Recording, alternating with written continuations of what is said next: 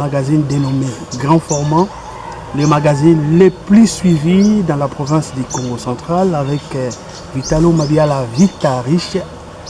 Alors, un magazine spécialisé sur l'actualité politique. Nous avons toujours reçu des leaders d'opinion, les politiciens, les députés provinciaux, et les ministres, les membres de la société civile. Donc, comprenez, ces magazines, c'est pour les leaders d'opinion, les grandes personnalités. Alors, pour ces nouveaux numéros, nous allons recevoir un député provincial que vous connaissez très bien. Il est très influent dans sa circonscription électorale. Il s'appelle l'honorable Georges Landou, autrement appelé l'honorable Babi. Voilà, nous allons nous entretenir avec lui par rapport à l'actualité politique.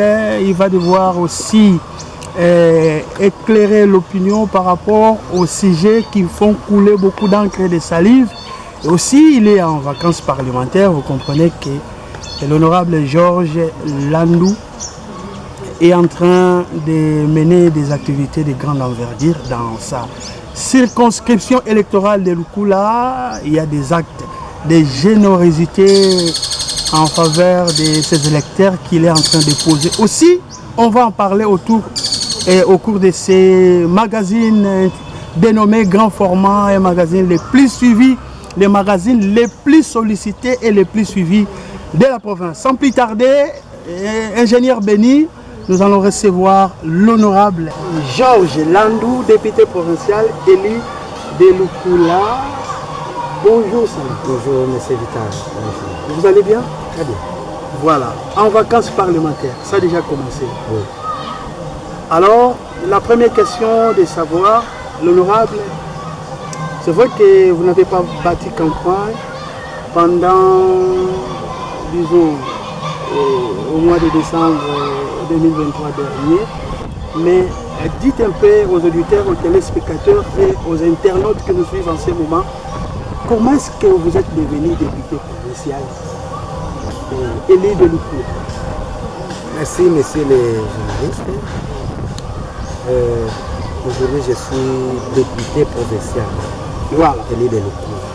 Mais les gens se posent la question par quel mécanisme? Par quel mécanisme? Parce que vous n'avez pas bâti campagne, vous n'étiez pas candidat non plus. Oui.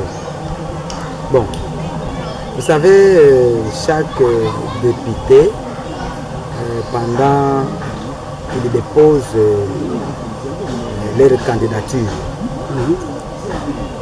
pour qu'il soit accepté, il faut que tout un processus doit avoir des suppléants. Il y a un premier et un deuxième. Voilà. Moi, j'ai été le premier suppléant de l'excellence aujourd'hui, Excellence Jacques Kondé. Ah, vous êtes le premier suppléant de l'excellence Jacques Kondé, l'homme fort. L'homme fort, très fort. Très, très, très fort. Voilà. Alors, étant son premier suppléant, Jacques Kondé avait le grand souci de laisser sa place à son premier suppléant à l'Assemblée provinciale. Il a alors fait quoi? L'excellence Jacques, quand il a été élu député, il n'a pas voulu se limiter au niveau de la députation provinciale. Se souciant de la population, il a voulu à tout prix devenir gouverneur des provinces. Ayant cette ambition-là, l'excellence Jacques a constaté qu'il était devant un mentor incontestable. Un mentor incontestable. Incontestable. Il s'appelle comment? L'honorable Jonas Tshundu Tshundu, le grand mentor de l'INC au Congo central. Ah, vous le reconnaissez quand même? Très, très, très bien. Très bien. Et Wow. même aujourd'hui, je le reconnais qu'il est notre mentor. Mais apparemment, bon, une parenthèse, apparemment il y a une polémique entre les camps Jonas et les camps Jacques Mombo. Est-ce que cela est vrai ou bien ce sont des rumeurs? Bon, Tata Vital, merci pour cette question. Moi, je suis en train de récolter beaucoup d'informations sur les réseaux sociaux. Babenga Kabango Bachakou. Bachakou. Mais de nos deux leaders, je n'ai pas encore entendu parler de la bouche d'un chacun dire que moi, je ne me dépends plus de l'un ou de l'autre. Là, Naïe bien. Mais donc, vous voulez affirmer ici que les deux leaders, les relations sont au beau fixe. Mais puisqu'ils ne se sont pas encore exprimés publiquement, je tiens à informer la population qu'ils sont encore unis. Ils sont encore unis. Encore unis. Et surtout que l'excellence Jacques Mombo est dans l'UNC. Et dans l'UNC où l'honorable Jonas est le mentor, la troisième personnalité de l'UNC. Mais il y a des propos que l'honorable Jonas qui avait tenu lors de son meeting populaire. Je crois que nous allons en parler. Mais ces propos sont en train de susciter des réactions, mais on va quand même en parler. Oui. Je crois que vous avez suivi les meetings populaires. Alors on ferme d'abord la parenthèse. Oui. Continuez. Alors, vous avez dit que l'excellence Jacques Mombo avait l'ambition ou les ambitions de devenir gouverneur. Alors comme il a pressenti que c'était aussi l'ambition de notre mentor, il a laissé la place au grand poids lourd, l'honorable Jonas Tshundu. L'honorable Jonas Tshundu a désisté en faveur de Guy Bandou. Oh, c'était comme ça. Oh oui, on peut citer les noms. Parce qu'aujourd'hui, il faut dire la vérité. Dans les grands forums. Il a désisté et l'excellence Jacques s'est dit non. Ayant les soucis de mon premier suppléant, il faut que je cherche un autre poste. Il va être candidat sénateur. Voilà. Candidat sénateur, ça n'a pas tenu. Et il a fait confiance non à Guy Bandou qui ne connaissait pas ses vraies origines. Et il a plus fait confiance à l'excellence grâce à Nkwanga Maswangi Lolo aujourd'hui gouverneur qu'il connaît très bien. Il connaît très bien. Alors, ça crée un peu de frustration au niveau de l'UNC. Pas l'UNC au niveau national, mais l'UNC au niveau provincial. Est-ce que ce que vous venez d'expliquer là-bas, est-ce que vous pouvez reprendre ça en Guillaume pour permettre à vos électeurs de pouvoir bien comprendre, de pouvoir bien saisir ce que vous avez dit? Bon, comme ça m'a passé le coup là, parce que je suis député provincial, c'est vrai que nous dépendre de mon province, il y a aussi Congo central, mais devoir il y a tout le qui ça basse le coup. Il y a aussi circonscription électorale Très bien. Excellence Jacques Moulumbo qui a tindi député provincial grâce à Zola Kwandi. Zola Kwandi ngeno usuki la Kwandi qui député mais kembe maana fati bunda na ndipusa na vantwala mwingi nibi kila mwana lezi place qui député. Alors Wedi Kaba bwende kila député Wedi Kaba candidat gouverneur. Tango kamemona honorable Jonas notre mentor mu INC Weka Mvandi candidat population kasi dizaba ku betvek à l'interne ou kati njungu tuzaba ke Wedi Kaba candidat gouverneur vous a désisté en faveur vous a botu ka vous a lembo en faveur de Tata Guy Bandou de la mu INC Kaba badi excellence Jacques Kembe ko kumemo ni kango Tata Jonas nyume kundrata maître de l'école bikandi vengo buka ndiye di baminu victime kunwana bangoti minu biti ndeka nyumba. Voilà. Vengo bukili kwandi. Tango kame vengo buka weka candidat sénateur. Bilambika kotombelanga kakuma bo mudiambo kambi kila minu place tu maximiser ses chances mulukula tu baka ba député bawo. Badi kaka di baka ku ki sénat boabu tuweka mu élection iba gouverneur. Ngeno mu INC ka soutenir Tata Guy Bandou. Mais moins ni profil que population qu'Alain de se retrouver quoi. Moins ni liste de candidats, il y a grâce Maswangi Bilolo, ni au Kazebe à une sociale, à une Chongwan, nous camp pour tomber cadi 1 franc congolais, cadi $1, qu'un voilà moi na faut te soutenir. Mobuku Lutubwani, qui quitte Sidi, soutenir Tata Grâce, weka gouverneur, na vengi mo bavanga Tata Grâce, qu'un mutala lukinju lwako mu ministère mi faut te kuiza kulukula bikandi mvana ministère de la papa with dynamique faut ni gérer quand le ministère mi province Congo central boa ubuna keka kumbikira ku assemblée ndeke la député provincial Très bien, merci beaucoup. Je crois que vous avez compris. Donc ici on va s'entretenir en Kiyombe, en Lingala et en français pour permettre à tout le monde de comprendre ce que nous disons. Moi aussi, donc voilà. Mais il y a la polémique autour de l'engin.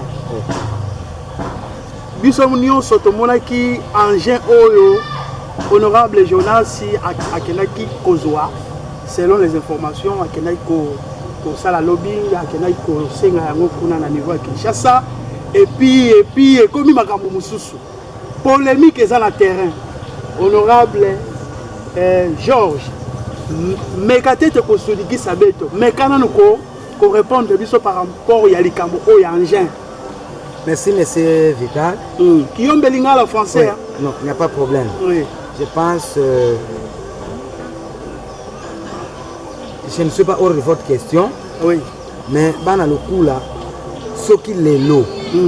Si aujourd'hui, par exemple, on est en train de dire que Didien Congo a l'obaka mingi. A l'obaka mingi parce que Didien Congo c'est une épité de grande valeur à Tchela.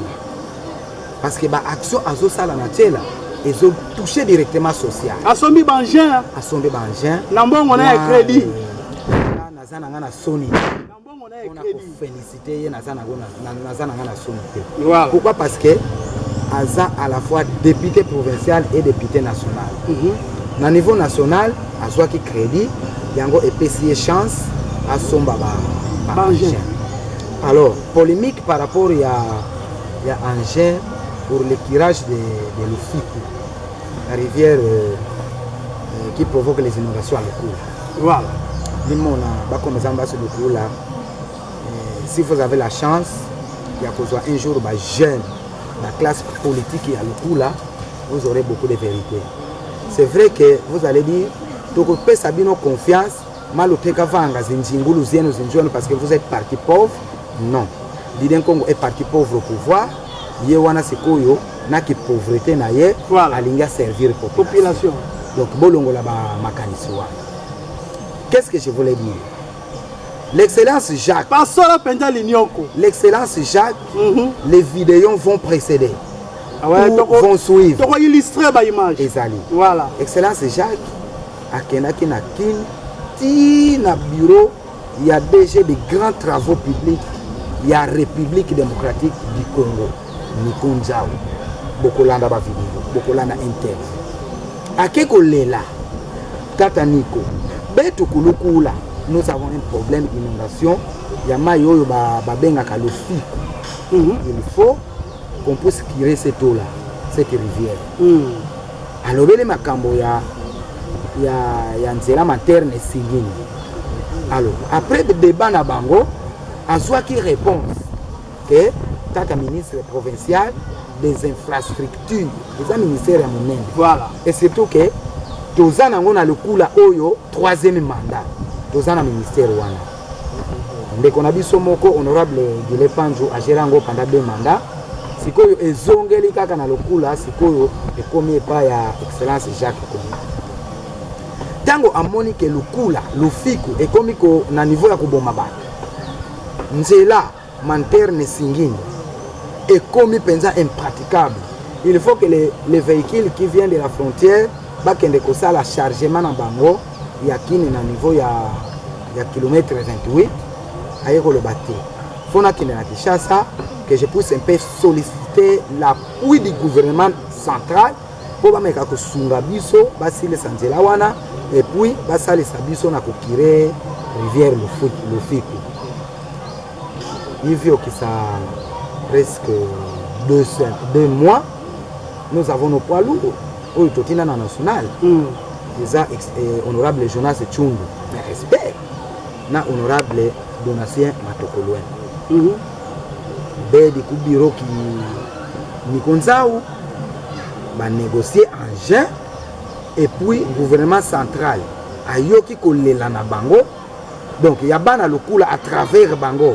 Pourquoi? Parce que sont nos élus bango batoto tinaki nzonzi ya nkango ba yoki kolela ya bana le coup là et le président de la République a livré un engin on a pour servir province lukula te parce que naza na matadi lelo moto akosa bino te un jour soki bato bapesinga confiance à travers Jacques Komino nakoki kobima na nga mpe Didier Nkongo très bien mpona bavérité nano mpo bato balingi Didier Nkongo te par rapport ya bavérité kaka. Aujourd'hui je suis à l'Assemblée provinciale, je vois comment la machine marche, la machine fonctionne. Nakoki koloba ke Didier Nkongo aza tchaku te koloba na ye action yango wana sur terrain. Donc nous devons remercier ce monsieur-là et le féliciter. L'encourager aussi. L'encourager à continuer. Donc moi maman ba crédit on est solo. Eza ya solo. Bazwa ki penza ba crédit. Mais ba député il y a 600 millions de francs. 600 millions de dollars ou de 600 millions. 600 millions de francs. 600 millions de francs congolais. Oui, parce que jusqu'au 600 millions. Aucun député n'est payé en dollars. Notre gouvernement respecte les plans. Mais malgré 600 millions, on a pas sombi leur hôtel. Naïebité. Dans mon sous commande des en poto. Ah ok. Comme nous sommes en politique, peut-être il faut garder les secrets. Les secrets. Pas garder les secrets là-bas. Mais ce qui va somber. Mais il y a des députés au Baboya qui ont balobaki que non, c'est pas tout le monde qui avait eu ces crédits. Bon, je ne suis pas au niveau national. Vous vous réservez. Je me réserve. Voilà. Je me réserve. Alors, on a eu plus, on a maîtrisé plus. On a parce que le chef de l'État a doté la province du Congo central d'un engin. D'un engin. Pas le territoire de Lukula. Mais c'est la province. La province. C'est Lukula Bangwa. Mais pourquoi il me couise dans les réseaux sociaux, Batubakomi Koyoka Keyalo, Ndikadisa Aba, Boueka Yekotila, Musi parti politique, Zimanga Nunga, donc ça seuil. Justin Louemba Makoso. Ah oui, mais respect. L'homme qui a tiré la rivière Kalabou. Aujourd'hui, Aza le meilleur élu. Aza député de la province. Meilleur. De la RDC ou de la province? De la province. Voilà. Meilleur élu de la province centrale. Malheureusement, Akendaki Kokota na ba parti histoire to bien. La partie à Simanda. Wana ezalaki nango parenthèse. Voilà. Mais pour la raison on a les solos. Tout vous que les solos parce qu'on s'adresse plus à la population de Lukula. Allez-y. Engin Yizidi, Tiku Matadi, yo président de la République qui va la province du Congo central. Vous comprenez, tata journaliste? Oh ouais. Tango il me quiz. Moutou vous de qui salo, c'est l'office de route. Kulukula quiz c'est quoi office de route? Comment que l'office de route pour province du Congo central, le chef lié au Matadi. Et dans la province, tout est un représentant et chef de l'État qui est le gouverneur de province, son excellence, grâce à Swanga Bolo.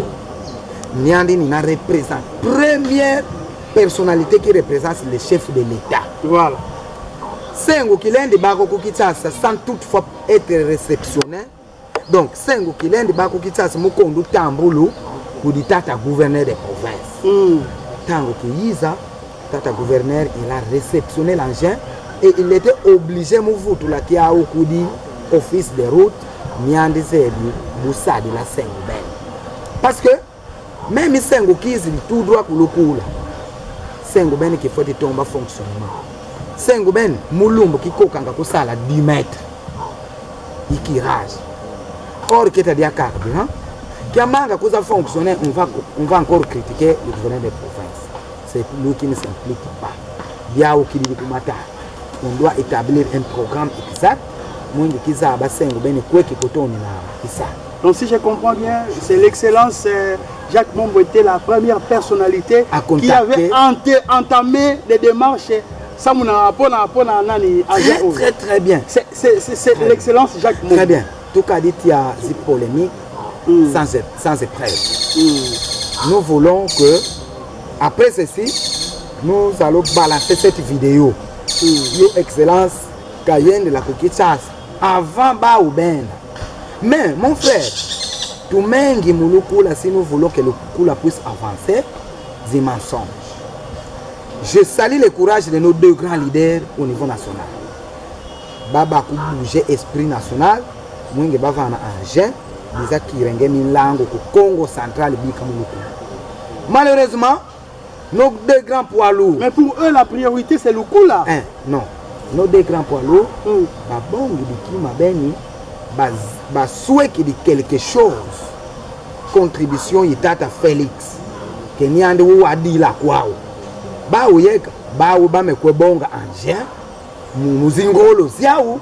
Mwengi bezakire le fil. Là, c'est la politique que nous faisons. Bien soubina, c'est la vraie vérité. À la micro-télévision, que c'est pour essayer de dénigrer les autres députés. Ce n'est pas important pour tout le niveau. Si nous voulons que le coup là progresse, je sollicite la cohésion. Même une réunion de tous les députés. Si vous voyez là, tout baka, tout vendre même cahier de charges, il y a tout de là-bas. Bon, pourquoi? Mon cher, à Tchela, Didien Congo sait que quoi, si je soutiens grâce à Bilolo, je soutiens mon adversaire politique en 2028. Vous comprenez? Tata Koumbi Zed, si je soutiens grâce à Bilolo, je soutiens mon adversaire politique en 2028. Mais ils n'ont pas de choix. Bobadi soucis de développement du territoire, ils sont obligés de les soutenir. Très obligés de les soutenir. Et il y a l'entraide entre Babatab. Je comprends que c'est la seule histoire qui peut aider le développement de leur territoire. Mais à Lukula, et ça bon côté. À Lukula, division. Notre réalité, c'est la division. Et cette division vient de qui? Pas Yaba leader, pas Yaba député, mais division, et ça, Yaba communicateur dans les réseaux sociaux. Donc, ma communicateur, on va diviser le coup. Diviser le coup là. Mais les leaders, vous savez bien. Au niveau provincial. Au niveau ils ne sont pas divisés. Au niveau provincial. Au niveau national. Tous ceux qui sont honorable Jonas Tango Zoleka. Azo prôner cohésion basana na honorable Donatien. C'est pour dire qu'au niveau des leaders, il n'y a pas de division. Mais au niveau des communicateurs, bazo meka ko créer division moko ezo kende ko affecter mitema ya ba mentor. Parce que moi je suis là, j'observe. C'est quelque chose. Donc à niveau ya. Mais vous dites qu'il n'y a pas de division au cours de son meeting qui les leaders Jonas Alobi que Alobi le Maramba ministre, c'est un ministre qui va chercher de l'aide auprès des commerçants au monitaire. Bon, dans tout ça mon frère, dans tout ça, aujourd'hui la jeunesse de Lukula, on a besoin de la vérité. Il faut qu'un jeune se lève pour dire la vérité. Allez-y, vérité à moi, chers téléspectateurs, c'est Lukula tout ziboula mais c'est la politique. Tout ziboula mais. Et surtout, moment où comme réseaux sociaux, makari kwa uwa population bila kunsiti kwa ubeta kuenda parce que bazebe ke betu kipa ba politicien to kan fuanza la mozinjo mais kuribo ba chance mo ba mo réseaux sociaux ba comprendre par rapport mo ba lembo tout ba ne pas sur qui ça yo lembo toni tout ba ke le mentor Jonas est passé parler un peu contre les ministres hésité père niandi mais ko solliciter ba commerçant tout ça mon cher et sa position d'un chacun par rapport à la politique. Position par rapport, pourquoi je dis ça? C'est le coup la zibo la numa. Kadi kamutu nuna keta nutu. Kadi kadi ambo tango di kadi. Tango tata mbachi kamuenike. Tango andi fuani hidi mapatriashi. Muna bimi ni modele mu Congo central. Il est le premier. Kembi ndembo le politique ndibi kila bana balezi. Ngemona que ça ne va pas, les trains ne marchent plus bien. Parce que qui m'a dit que il y a une différence entre discours et campagne et discours et restitution parlementaire. Discours et campagne, il y a où il y a critiquer les bacs. Parce que beaucoup de rabino na Zamba, pas de problème. Moto et un match. Nous tout mon Real Barça. Après, Banoueni, tout ça. Il y aura toujours un gagnant. Il y aura toujours un gagnant, mais à la fin, et les gagnants et les perdants, fair play oblige. Wana discours et campagne. Voilà. Mais discours et restitution parlementaire. yango oyo discours honorable Kiendo ayaki kosala na lokula alobaki mabe na motutu. Oh, ah oui, il est venu remettre à la population ce qu'il a observé à Matadi. Yango nde ayaki kopesa population. Pas de polémique. Pas de polémique. Oh. Il a parlé de l'excellence. Tout ça, rien. Honorable Kiendo, félicitations. C'est vrai que aux habits rouges, il a corrigé. Mais viens à Beti Libanda, c'est l'oyo. À Beti Libanda, c'est sa manière de politique. Vous comprenez? Ah, c'est sa manière de politique. C'est sa manière de politique. Ah, il y a la moment campagne, après campagne, il y a école. Kiendo abimele na école wana. Mais Jacques abimele na école wana. Non. Ngai. Baloba tel père tel fils, mais Bolandi viété. Avant na comme député, naza grand prof de biologie depuis 12 ans. Naza grand prof de. C'est comme ça que vous êtes influent le coup. Alors grand prof de biologie, ba pesanga biologie na 6e humanité par un certain préfet qui a étudié à l'IPEN à Kin. Mais pour naïe, il nous consommait presque 2 pages pour résoudre l'exercice manquant. Tant qu'on a raté l'examen d'état, na zonge na même école va changer préfet. Préfet wana même exercice pour résoudre pour la réponse. Il y a demi-page. Vous comprenez? Même biologie. Mais cours bazwa ki kaka cours moko na ipene kaka wana. Donc ce qui de continuer sans que tout ça la réforme de avancer le coup là te de quoi toi réforme je suis conscient de ce que je parle même nos mentors bazo faut ça la réforme na le coup là on a parti na parti pété pour parti national mais le wana la circonscription électorale na bino non pour ça la réforme na école OK na école il y a honorable Jonas Tchundu. OK. Biso tango to tangi na école wana. Ezana biloko moko, nous ne pouvons pas contester sa démarche. Eza qui top. Asa bon maître. Mais quelque part ceux qui même na église, tout il y a des églises, beta permettre ba ndrim ba poser des questions. Voilà. Mais tout il y a des églises ba permettre ngeko. Bango catholique tango abe ateye binono so bolobe amen. Amen. Mais ceux qui na église liloba na nzambe ezana place moko na liturgie na bango beta bikila bato espace poser des questions par rapport ya mateya bawute ko yoka. Alors biso tozwaka tenter ya ko poser ba question na classe na école na biso. Mais or il y a aussi des histoires qu'on peut remanier. Mettre ce qui a lobby faut ba élève te balo. Toye komona na école na biso na critiquer penzate mais na école na biso eloko moko photo sala moi réforme faut ba élève te ba pesa ba idée. Vous comprenez? So bo pesa ba idée quelque part ba idée wana ekoko sala ke bo promouvoir. Mais idée oyo les offrir asseoir ndeko na biso Pascal Ibi. Moi je ne devrais pas devenir député, j'étais très près na supporter na Pascal parce que azalaki ya ko yebana. Ça c'était un leader qu'on devrait ramasser. Tomatisi a comme un leader mais faute il y a un classement où il y a ça qui est école wana Pascal aye ko se retrouver c'est quoi le banda il y a pouvoir mais na ba explication na ngai faut il y a un audio fondé pas clair parce clair parce que ceux qui battent les députés nous sur eux batina qui na assemblée provinciale na les plus jeunes très bien nous quota musique conflit zina va mamie nous bakuza zolité la diane mande bozimbi sa opinion donc faut ne pas quelque part de tout la vérité mambi conflit on tout la mokita conflit exacté mais conflit exact. Oh, conflit exact. Vous voulez dire quoi? Conflit exact par rapport tango excellence Jacques qui est candidat sénateur. OK? Oh. Quoi que on a conflit. Faut tout la vérité. Mais ce qui va réparer, bango moko va vieux loup, faut pas réparer. Mais nous devons tout la vérité.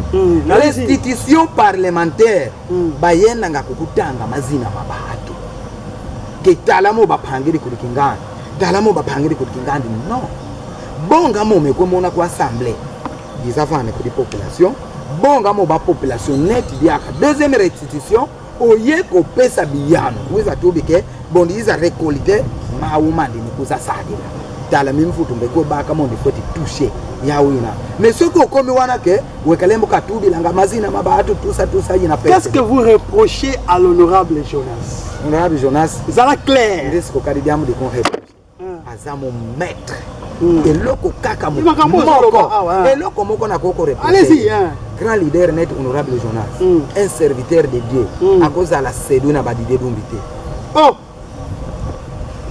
Ba petit wana entourage wana. Bangone bazo séduire. Basana kindoki moko ba installer ba makundu na bango, yango ekomi ko bouger homme de Dieu. Basana nini? Ba moi makundu na bango et bouger homme de Dieu. Vous comprenez nga?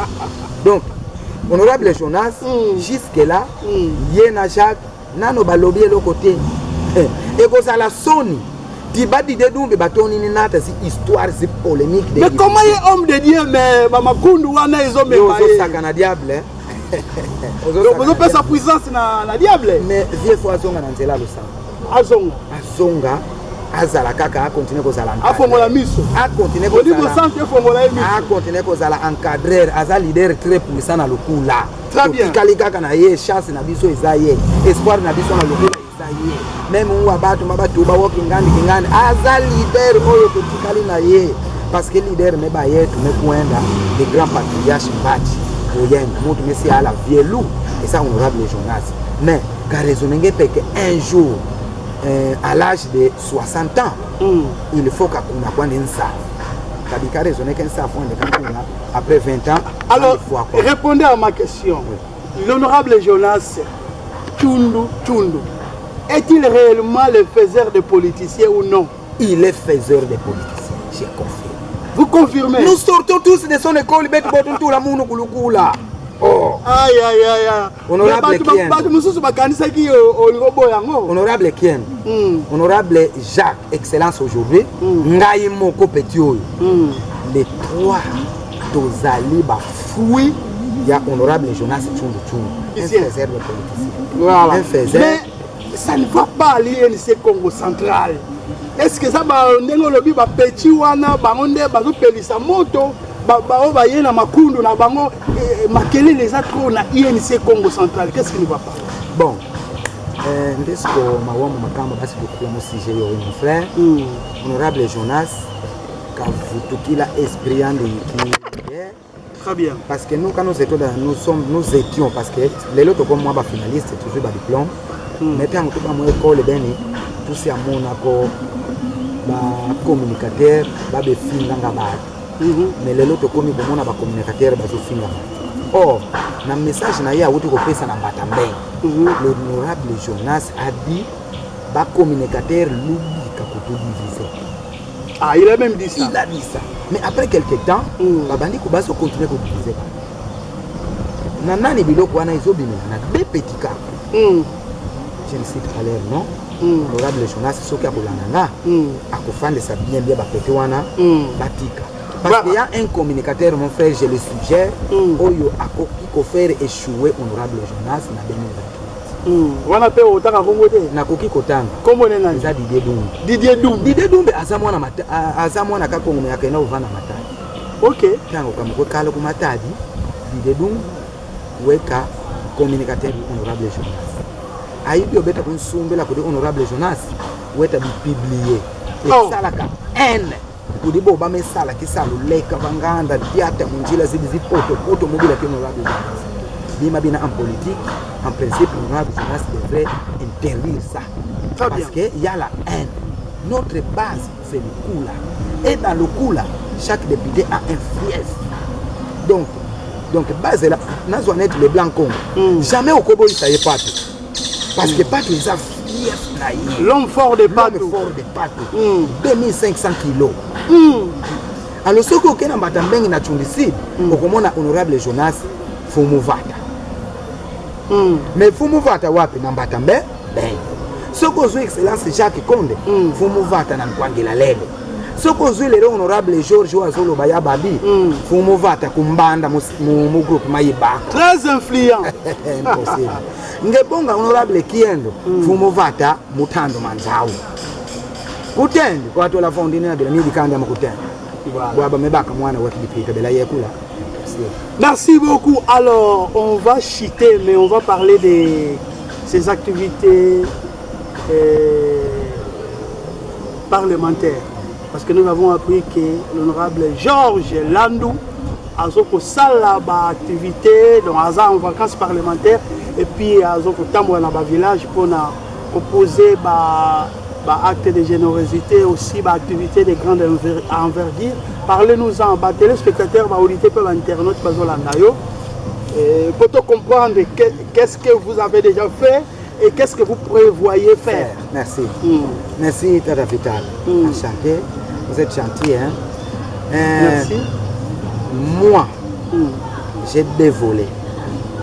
Il y a une partie gouvernementale et une partie de l'Assemblée parlementaire. Voilà. Pourquoi? Parce que nous devons dépendre d'un mentor, nous avons un ministre. Un ministre provincial n'est pas là pour les territoires. Mais oui, le ministre, mais les 10 territoires du Congo central. Je sors de son corps. Donc je suis une partie. Je partie Jacques Condemon. Mais partie ben, il y a aucun bika pour l'Assemblée provinciale. Mission qui est de vacances parlementaires, ni de mission, ni parti parlementaire, il y a Assemblée provinciale. Il y a un ministère qui a de Bemba quoi. Parce que n'y a de veka. Botouveni, l'ouvert. Donc nous avons donné le pouvoir au gouvernement provincial. Il veut que ça budget aille, il y a crédit. Parce que les crédits et les budgets, on ne l'a pas fait passer. Tout le monde que ça parce qu'il faut faire passer le budget de la tour de basse majorité. Mais l'honorable Guillet Pancho est de l'opposition. Mais il était le premier mouvement mon accord pour mouvoir que ça budget. Pourquoi? Tout vu que c'est la budget qui n'a pas. Il est de l'opposition. Il est de l'opposition parce que. L'honorable Guillet Pancho. Moi je sais, à la majorité nous sommes. À opposition au niveau du Parlement. Du Parlement. Ah ok. Oui, tous les 24. Mais parmi les 24, nous sommes 24 parmi les 40 qui sont de la majorité. Et les restes sont de l'opposition. Pendant que je participe aux réunions de majorité, dis mon honorable Guillet. Donc il est de l'opposition. Il est de l'opposition. Mais opposition qui est à tout là, opposition, il me permet de connaître les provinces décoller. Ah voilà. Donc là je témoigne. Quand la catastrophique. Nous avons déranger vision et excellence grâce du Lord. Très bien. Il est dans sa vision. C'est quelque part opposition. C'est peut-être ma coach Mopilao. Voilà qui s'est. Mais il était de la majorité, non? Qu'est-ce qui s'était passé? Il était de la majorité. On ne sait pas. Dans le gouvernement passé. Mais le régime venu même. Mais juste au début, j'ai 24 bandits. Il était là. Mais qu'est-ce qui s'était passé? On ne sait pas. Entre parenthèses, c'est mon frère. Je dois les protéger mon niveau de jeu Aïkou Média, Mouvement, et surtout que nous avons l'Assemblée de Yambanana Bisso, nous avons presque une même vision de mon vraiment contre moi de ma province. Tu vois, tu as contre moi ma province par rapport au Mouzaba, en tant qu'ancien dirigeant de la province.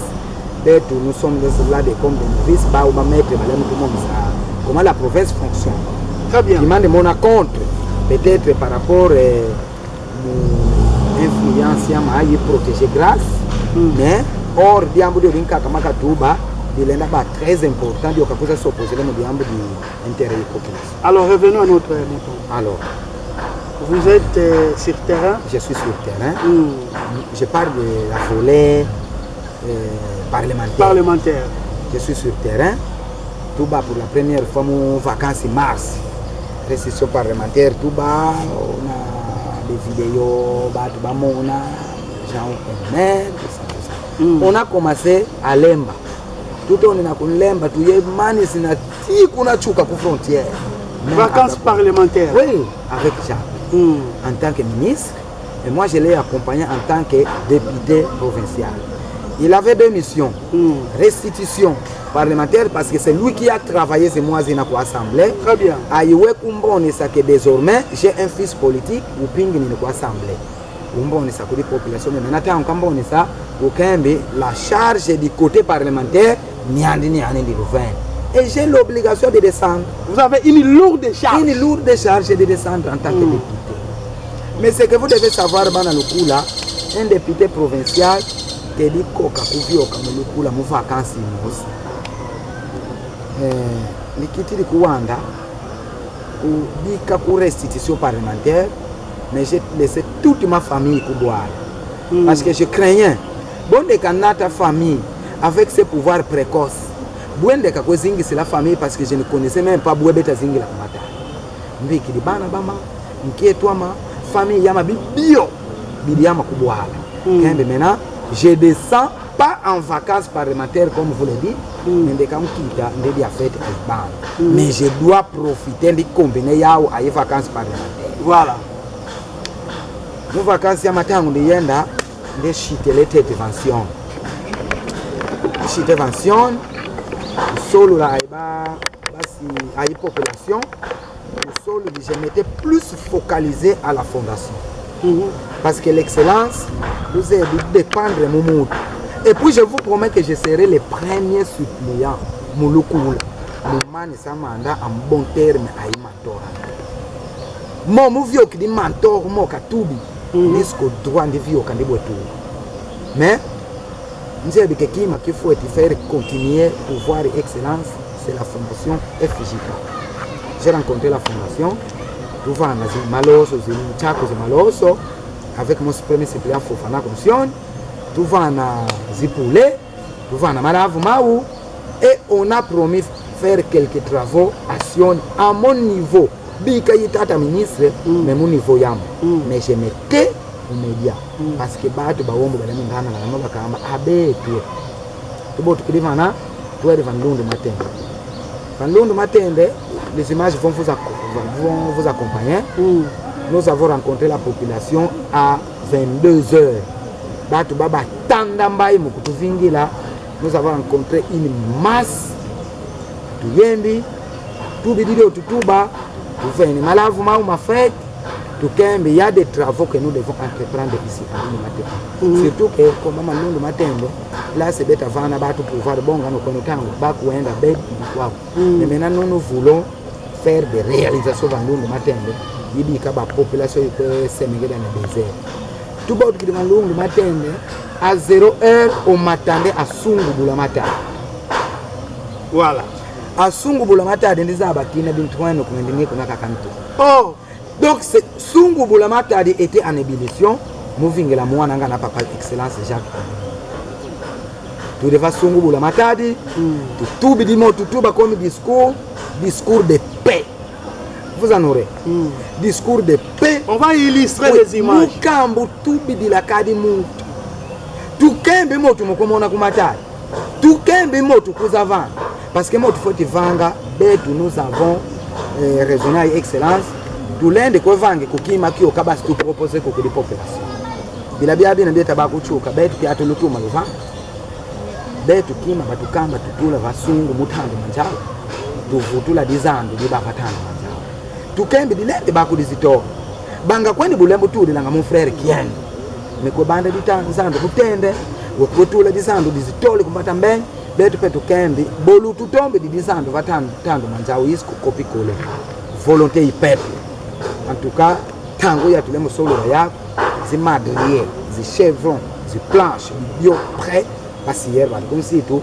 Et aujourd'hui, nous sommes mercredi, vendredi, nous allons débuter les travaux et construction et marché tant de mandat on va voir la notion de matin. J'ai déjà lancé les travaux. Sur fonds propres. Sur fonds propres de l'excellence Jacques Condemont. Parce que même si j'y ai mis quelque chose, je n'ai pas le pouvoir motuba que diamo ndemo salimi. Bibion din sala pouvoir une excellence Jacques Condemont qui s'enfant qui est à yandi veka kaka timu. Et j'ai dit à Kambidi, Tikuchuka, je suis avec lui. Mais où est la vous comme Kambidi maman bin, où est la phase de chon. Parce que à l'okota qui ngana se, tombolinga li kolo.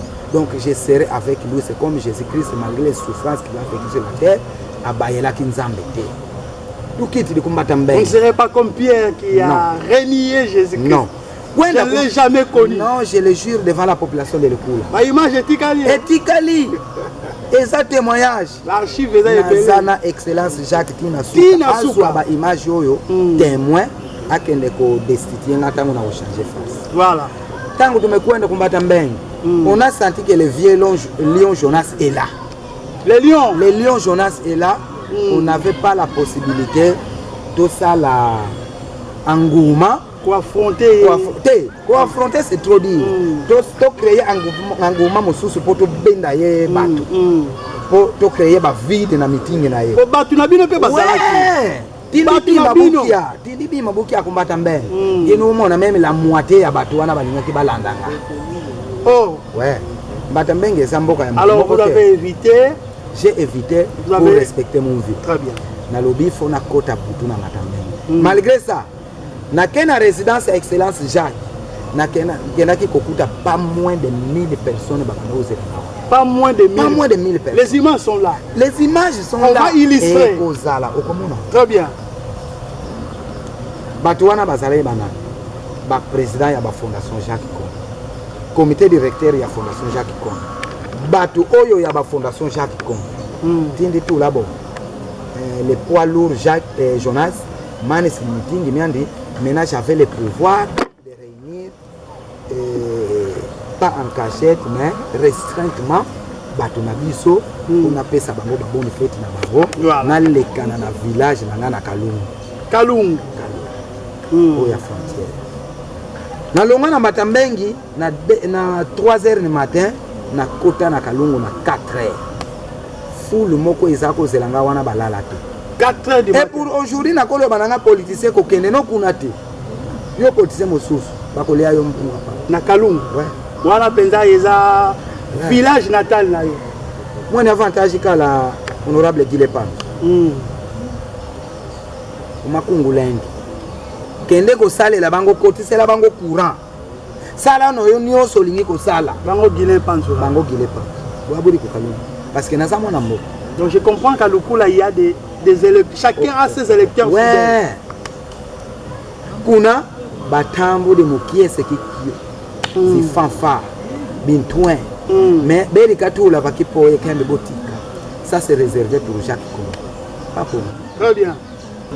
Après Kalungu, j'ai fêté avec ma population. J'ai dit un discours de paix avec ma population. Okochango après eux. Ezali.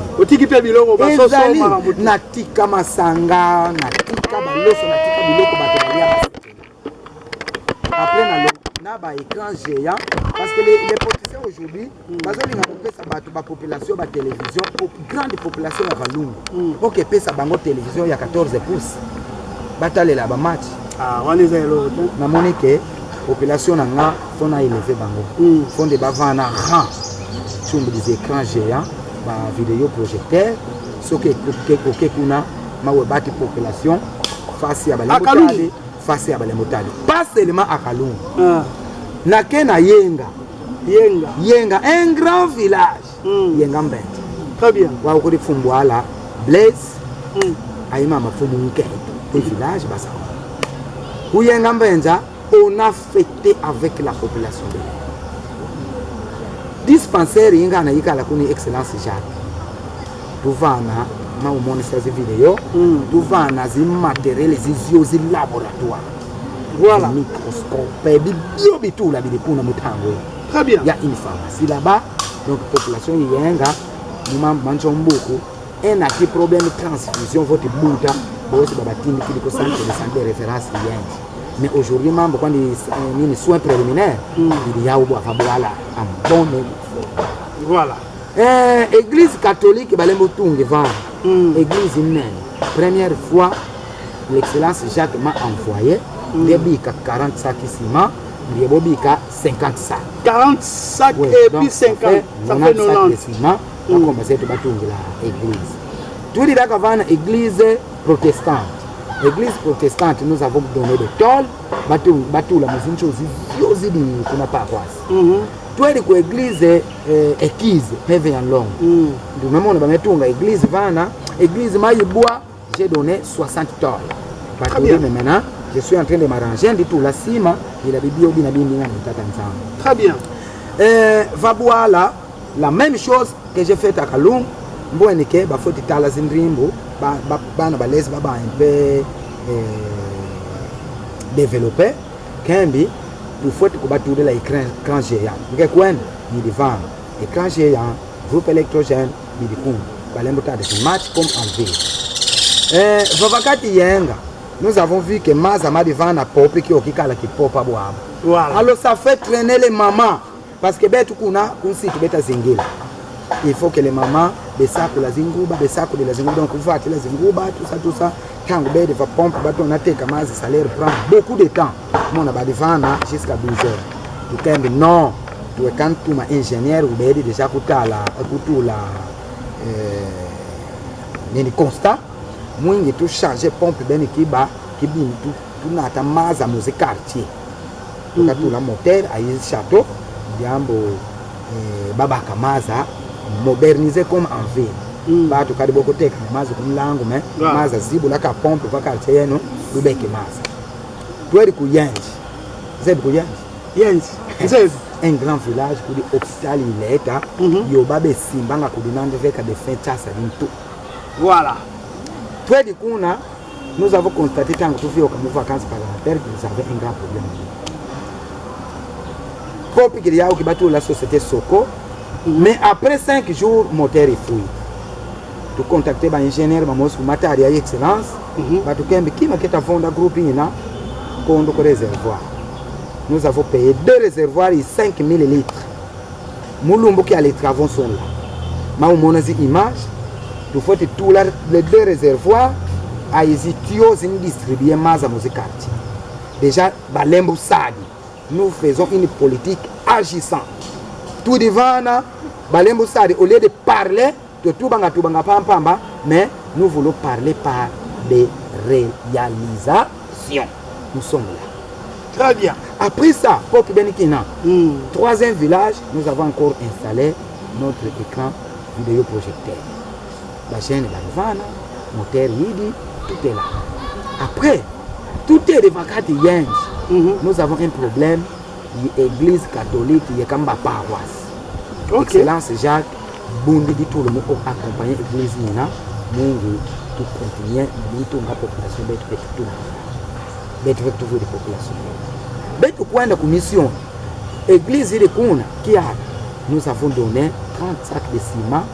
Nous avons bétonné l'église, donc nous accompagnons la population, nous voler parlementaire.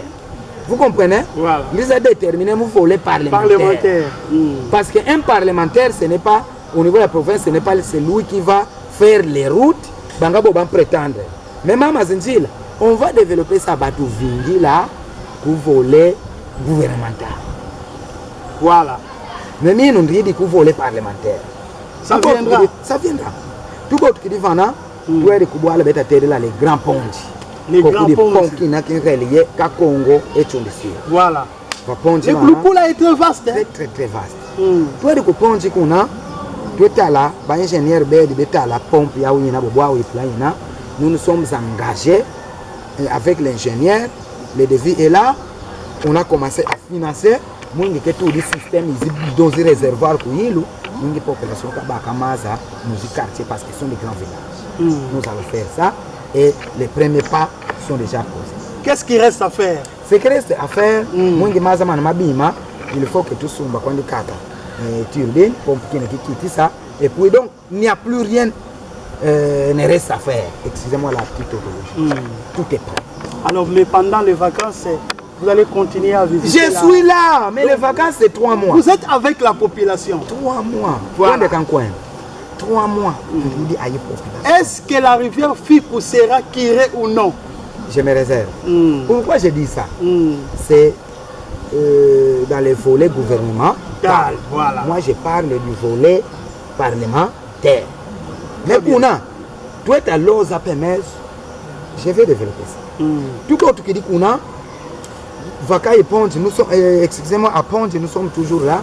Écran géant, il est devant. Allez-y rapidement parce qu'on va finir. Oui, écran géant, il est devant. Tout le monde qui va Ponge, Bakembi, il faut indispensable. Nous avons laissé les moyens. Si déjà on va bâtir un bon bâtiment, nous tout là dispensaire. Mais Bakembi, tu vas tourner la tête en attendant. Pharmacie, déjà la grande pharmacie de Lyon, on va déposer les médicaments. Voilà.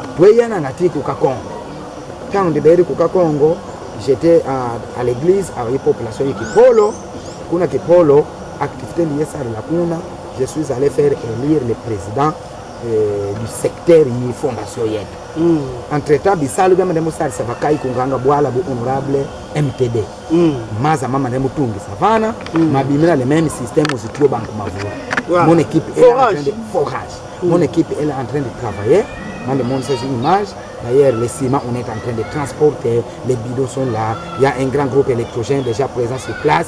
Les bio, avant pour tout les 3 mois, tous les projets dont je vous parle ici doivent être achevés et inaugurés par moi, l'honorable Georges. Pourquoi je dois inaugurer ça? L'excellence Jacques m'a donné cette faveur. Une chance. Sala qui salu. Oui, Sala qui salu. Et ça passe en nom. Battez la base. Alors, excellence Jacques. Mon moquet que la ministre Lumbukia. C'est facile. Bien kabambi kakuri honorable Jonas. Le honorable Jonas kabika yi tout ka Jacques boy que la ministre n'a devait combien. Voilà. Vous boy combien que. Beka lancer ces travaux de route Mbatambeng Sion. Sion Mbatambeng. L'honorable Jacques et Jonas n'a pas voulu aller faire le lancement. Venu excellence Jacques en tant que simple candidat Jacques en tant que prochain candidat au législative provinciale il a lancé quoi comme si la benne de vin comme parce que va pas pour le bambier il consacré l'excellence Jacques Mombo consacré par l'honorable Jonas par les ancêtres. Il n'a pas commis une erreur mais c'était une révélation, une inspiration. Même quand vous êtes inspiré pour quelque chose, même quand vous donnez il a été inspiré, vous consacré excellence Jacques lancé les routes, nous conduisons en tant que ministre des ITP. Voilà. Merci beaucoup. Alors on va finir.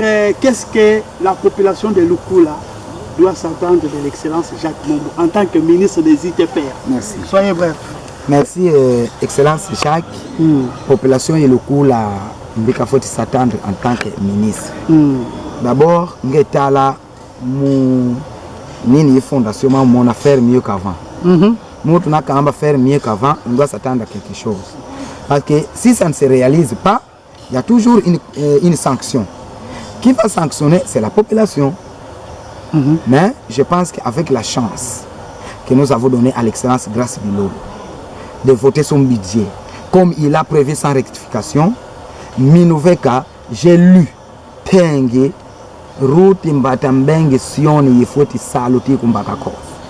Mon budget ben, m'boine que route Lukula Mbakakos, il faut que sal. M'boine que route Tchela Changanorti Maïdi, il faut que sal. Mon budget 2025. Mon budget 2025.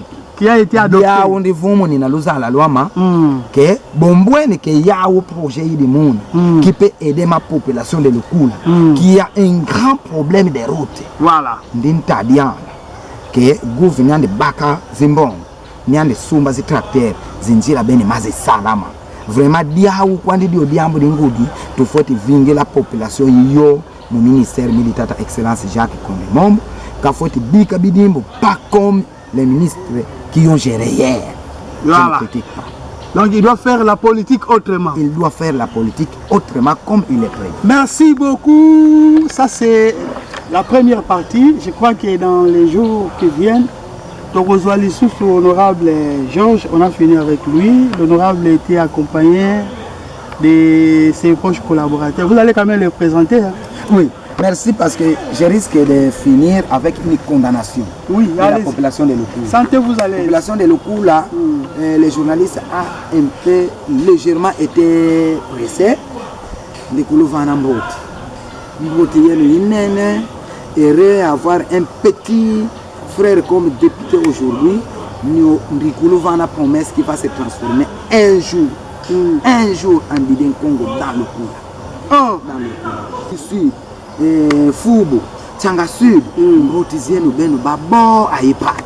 mbotizeni benu babo mbotizeni mvumo na umboti Yesu Kristo katambula bizitu bibi le futur Didier Nkongo à en Lukula. tout cas je vous le préviens peuple makatu la confiance qui vient me découvrir musique action zimvaka excellence Jacques Kondemobo Très bien. parce que boka lemo pani zipasa nord que vioka kwa kuwesa de la dia ya uko ni pepasa nord mamvana ku honorable Jonas yena inauguré yena lancé quoi que travaux zinjela. L'honorable, Nous sommes dans la même logique. l'excellence Jacques Mombo, l'homme fort. Très fort.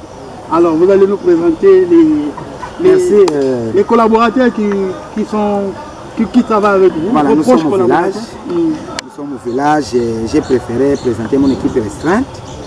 Mais l'équipe élargie est là. Niani va se présenter lui-même.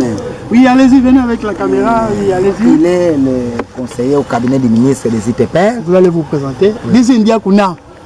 Bon, moi c'est Hector. D'ici Nabalutu Rikunjabila Hector. Hector. Niveau base. Bate Kuluba, excellence Jacques Kondemobo. Voilà. Mais tout le monde dit honorable Georges. Tout le front. Match c'est bien. Donc, Kadi Boutubila. Donc, honorable Alubinios. Tata journaliste. Il faut éclaircir. Ntekolo, en famille ou bien en quoi? Parce que mine, nous avons vu beaucoup de députés. Ces familles, mine à Jacques Kondemobo, Kadi Bouma, Twisi. Akani mon groupe sangue peut-être il y a été testé quand il est dans le zolo loin de quoi. Mais il y a des Ntekolo qui ont éclaircir. Quand il battait Kolo, quand je dis Ntekolo, donc excellence Jacques Kondemobo, Aza premier papa politique oyo abandi ko bota bana na Lukula. Ndenge aboti honorable Georges Lukula mwana na ya liboso. De biso tozo travailler ensemble na honorable Georges tomitie na place ya bakoko. Donc nous sommes des petits-fils. Non pas na ndenge ya famille mais na ndenge ya politique. On a compris. Merci, l'autre va se présenter les noms. L'autre ici, je pense... L'homme en veste et en lunettes. D'habitude, tout politicien descend avec un policier. Vous êtes un policier, mais nous policiers, il y a Jésus-Christ. Ok. Alors, Niani, c'est mon premier policier. Parce que le policier arme cadre. Mais ton chauffeur, tu quand même découvres, même le policier sera surpris. Donc, il y a un chauffeur, honorable Jacques, honorable Georges, il est transformé comme un policier qui a été. Merci beaucoup. Le nom c'est. Bon, merci beaucoup, monsieur le journaliste, Didi chauffeur qui est honorable Babi. On va que moi sur le coup. Didi monsieur le coup là, Didi moi dans le coup là. Donc, tout vous. Très bien. Didi petit-fils mino, excellence Jacques Kondemobo en politique alors. Merci beaucoup. Alors on a fini. C'était là la première partie avec l'honorable Georges. Je crois que tu rejoins sur ce prochainement. Vous avez suivi les magazines grand format, les magazines les plus sollicités, les magazines les plus suivis. Tokenera partout, Mwanda, Kasangulu, Tchela, Lukula. Donc voilà. On a fini avec l'honorable Georges. Si vous avez encore un mot à ajouter. Je pense que le bon Dieu protège tous mes collègues députés provinciaux. C'est de Lukula en particulier. Moi, je suis en vacances. Honorable Kendo, mon ami intime. Honorable Malele Panzu Titi Espoir, le chef coutumier. Osukadi Mbotizande, Njambi Kakeba. Tukutana kumata de Mubumbo Tibunke la Futuka. Honorable Gile Panzu, Njambi Katanina.